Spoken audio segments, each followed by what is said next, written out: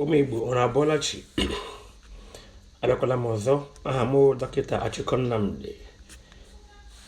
Ka anyị tụlee anya maka ilu nke ụbọchị taa. Ilu nke na-ekwu nkịta rie nshi, eze ere ewu. Chetakwa na ndị Igbo na-asị onye a tụrụ ilu kọwalị ya ego o ji lọ nne ya furu kpọrọ.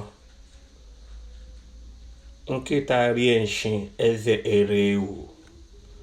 Kee ilu ọzọ yiri nka.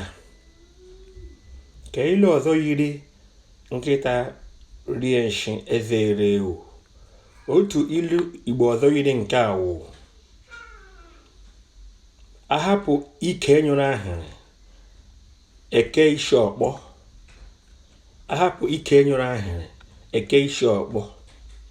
Ị chọrọ ịmata nkọwa ilu ndị a, ngwa pịa aka na ebe a na-akpọ share, subscribe,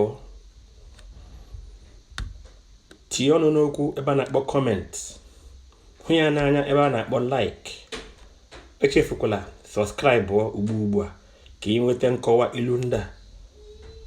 Ndewo, ya gaziela niile o. Ise.